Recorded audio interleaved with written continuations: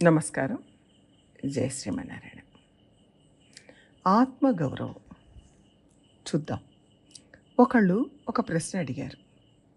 మనం జీవించే ఈ లోకంలో ఆఫీసుల్లో, ఇంట్లో, కొత్త వాళ్ళ మధ్య, పబ్లిక్ ప్లేస్లో మన ఆత్మగౌరవం, ఆత్మసంతృప్తి, ఆత్మవిశ్వాసం వీటిని కించపరుస్తూ మాట్లాడుతూ ఉంటారు. ఈ 3 మనిషికి ముఖ్యం కాదా? వీటిని వదిలిపెట్టి జీవించడం ఎలాగా అని అడిగారు. దీని గురించి ఒక్క నిమిషం ఆలోచిద్దాం. ఒకరు మనకు మర్యాద ఇవ్వకుండా మాట్లాడుతున్నారు. అంటే దీనికి కారణం ఏమై ఉంటుంది అని ముందు ఆలోచించాలి. మనం అందమైన వాళ్ళం, అందం లేని వాళ్ళం, డబ్బున్న వాళ్ళం, డబ్బు లేని వాళ్ళం, పొట్టి వాళ్ళం, పొడుగు వాళ్ళం, సన్నగా ఉన్నాం, లావుగా ఉన్నాం. ఇవన్నీ కారణమా? ఈ కారణాలతో వాళ్ళు అవమానపరుస్తున్నారా? మనం చదువుకున్న వాళ్ళం, చదువు లేని వాళ్ళం, ఇంకా ఇలాంటి విషయాలు అనేకం ఉంటాయి. వీటిని కారణంగా చూసి వాళ్ళు మనల్ని తక్కువ చేసి మాట్లాడొచ్చు. నా ఆత్మగౌరవం కించపడేట్టుగా చేయొచ్చు, ఇబ్బంది పెట్టొచ్చు. ఇంకోటి, వాళ్ళకంటే మనం మంచిగా ఉండడం కూడా వాళ్ళు సహించలేకపోవచ్చు. అది కూడా వాళ్ళు మనల్ని కించపరచడానికి కారణం కావచ్చు. అయితే ఆత్మగౌరవం, ఆత్మవిశ్వాసం అనేవి పైన చెప్పిన వేటిలోనూ లేదు. మన గుణంలో ఉంటుంది, మన ప్రవర్తనలో ఉంటుంది. ఒకరు ఎలాంటి గుణాలున్న వాళ్ళైనా గొప్ప స్థాయిలో ఉండొచ్చు, గొప్ప ఉద్యోగంలో ఉండొచ్చు. కానీ వాళ్ళకు మంచి గుణం లేకపోతే ఆత్మగౌరవం ఉండదు. బాగా డబ్బున్న వాళ్ళు కావచ్చు, కానీ మంచి ప్రవర్తన, మంచి గుణం లేకపోతే వాళ్ళల్లో ఆత్మవిశ్వాసం ఉండదు, ఆత్మగౌరవం కూడా ఉండదు. కాబట్టి మనల్ని కించపరిచే వాళ్ళు ఎలాంటి వాళ్ళు? మనల్ని ఏ విషయంలో కించపరుస్తున్నారు? ఏ విషయంలో మన ఆత్మగౌరవాన్ని, ఆత్మవిశ్వాసాన్ని పోగొడుతున్నారు అని గమనించాలి. మన నడవడి సరిగా లేకపోతే, మనలో మంచి గుణాలు లేకపోతే, తక్కువ స్థాయిలో మనం ప్రవర్తిస్తుంటే దాన్ని బట్టి మనల్ని కించపరుస్తున్నారు అంటే మాత్రం దాన్ని కొంచెం మనం ఆలోచించాలి. మన అలవాట్లను మార్చుకోవాలి, ప్రవర్తనను సరిదిద్దుకోవాలి, మంచి అభిరుచులు, అలవాట్లు పెంచుకోవాలి. మన నడవడిక మంచిదై ఉండాలి. అవి మంచిగా లేకపోతే దానివల్ల మన మర్యాద తగ్గుతుంది. అంటే మనం దాని గురించి బాధపడాలి, దాన్ని సరి చేసుకునే ప్రయత్నం చెయ్యాలి.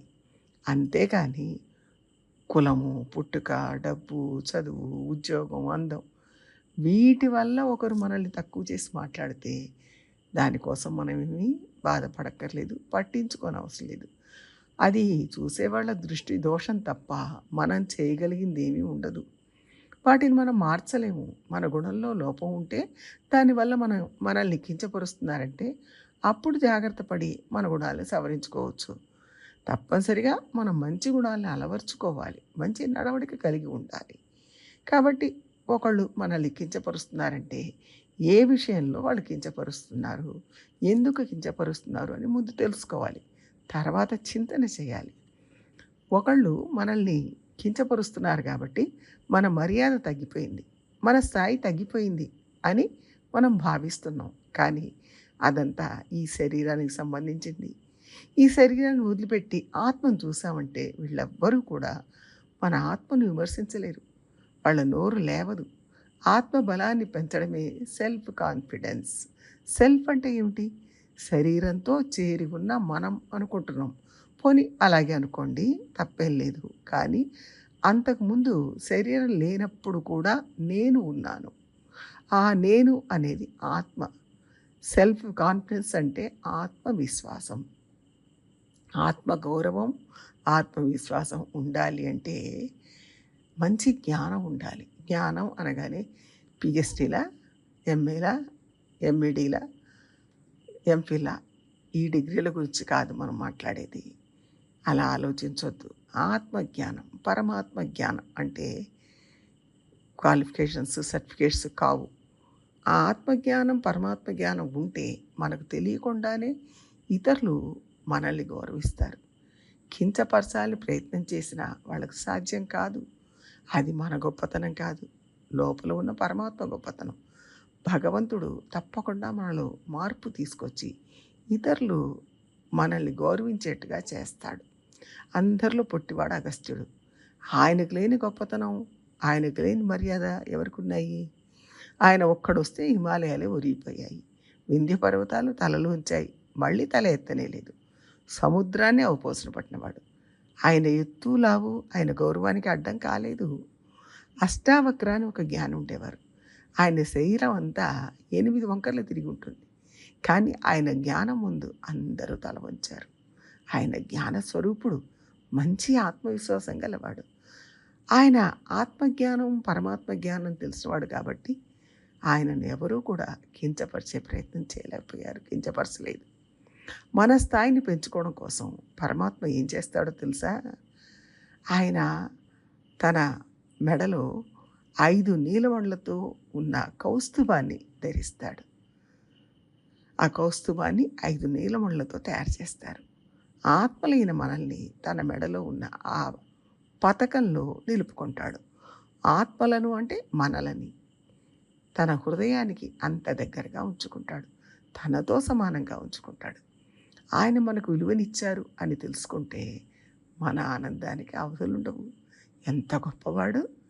అలాంటివాడు అల్పులైన మనకు ఇంత విలువనిచ్చాడు అని గ్రహించి దాన్ని కాపాడుకునే ప్రయత్నం చేయాలి. అంతేకాని ఎవరో దేనికి పనికిరాని వాళ్ళు ఏదో అంటే దానివల్ల మనకు వచ్చే నష్టం ఏమీ లేదు అని తెలుసుకోవాలి. దానికోసం అస్సలు బాధపడక్కర్లేదు. ఈ జన్మలో ఈ దేహంతో ఉన్నాం కాబట్టి ఎవరో వాళ్ళ చదువుతోనో తెలివితోనో మనల్ని పోల్చి తక్కువ చేసి మాట్లాడుతున్నారు తప్ప నిజంగా మనం తక్కువ వాళ్ళం కాదు. అలా చేసేవాళ్ళు చేస్తూ ఉండని పర్వాలేదు. మనకున్న లోపాలను మనం అర్థం చేసుకోవాలి. అదే సమయంలో మన ఆత్మను భగవంతుడు తన హృదయం మీద ఉంచుకున్నాడు, ఒక కౌస్తుభమణి స్థానంలో ఉంచుకున్నాడు అని గుర్తుపెట్టుకోవాలి. ఈ ఆత్మ తనకు కావాలని ఆయన కోరుకుంటున్నాడు అని గ్రహించాలి. దాన్ని బట్టి మనం ఆత్మనిగ్రహం తెచ్చుకోవాలి, ఆత్మ గౌరవం పెంచుకోవాలి, ఆత్మవిశ్వాసం కలిగి ఉండాలి.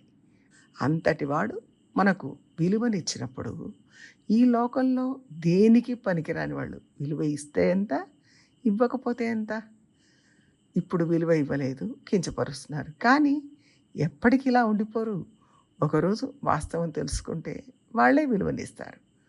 ఒకవేళ ఇవ్వరు అయినా పర్వాలేదు, మనకేం నష్టం లేదు. కానీ వాళ్ళ కోసం మనం బాధపడుతూ కూర్చోకూడదు. తప్పనిసరిగా మన self dignity, self confidence, self respect నిలుపుకోవాలి. కానీ సెల్ఫ్ అంటే ఏమిటో కరెక్ట్గా తెలుసుకోవాలి. సెల్ఫ్ అంటే అది ఆత్మ అని తెలుసుకుంటే మిగిలినవన్నీ క్రమంగా తెలుస్తాయి. ప్రయత్నం చేద్దాం. జయ శ్రీమన్నారాయణ.